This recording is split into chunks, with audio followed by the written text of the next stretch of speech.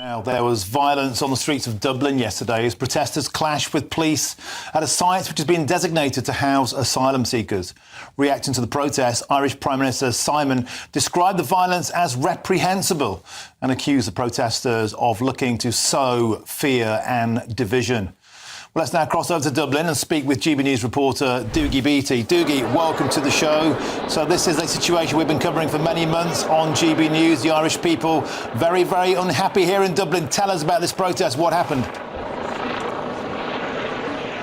Well, we're on a place called Coolack. That's where we're at. It's on the Malahide Road, north of Dublin. Of course, North Dublin has took the majority of immigrants that have came in. And if you take it that there's about a fifth of Ireland's population are now immigrants, what has actually happened here is that the big paint factory that was sitting behind me has been now designated for housing immigrants, believed to be about 1,500 young males coming into it. And this area is struggling for infrastructure as we speak. I mean, it has done for quite a while.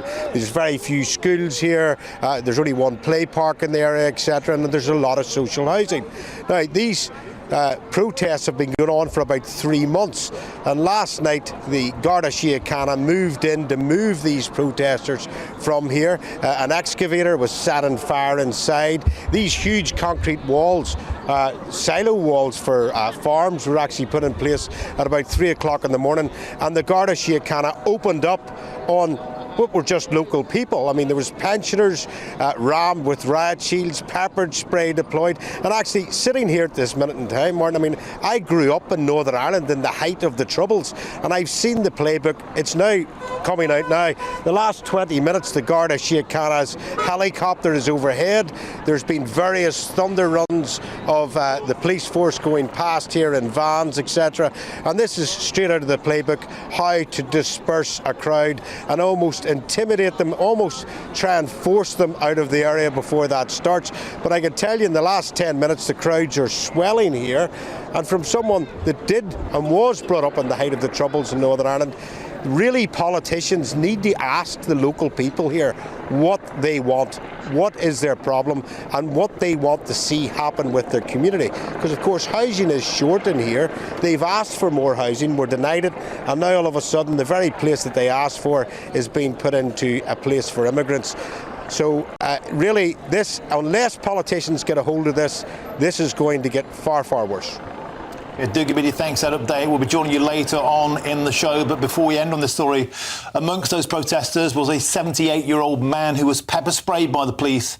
And this is what he had to say in the aftermath. And he moved them from over there when there was rioting up on them. It's disgraceful. Disgraceful. Dad, you go on back over there. I don't want you getting involved in this. Go on. Forever, I have to be here. I'm only thinking of my grandkids. I know what you're thinking of. I'm thinking of my grandchildren. My grandchildren. 78 years of age, and that guard stuck it into my face and sprayed me all over. Standing here peacefully, I'm only thinking of my grandchildren. And I hope everybody else is thinking of their children.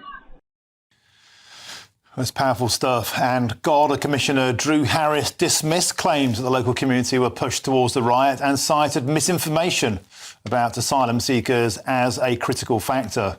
Well, as you've said yourselves already, people knew about the crown paint and that it would be used for accommodation. So there was no surreptitious approach to this. It wasn't covert. Everybody knew what the premises were to be used for. And in terms then of actual contractors arriving on site, as range between the contractor and IPAS, we also have an involvement in the plan in respect of that. But it's not so much, I think, that which is driving the sentiment. Part of the sentiment which is driven here has been driven by misinformation, disinformation being propagated about these individuals who are seeking shelter in our country.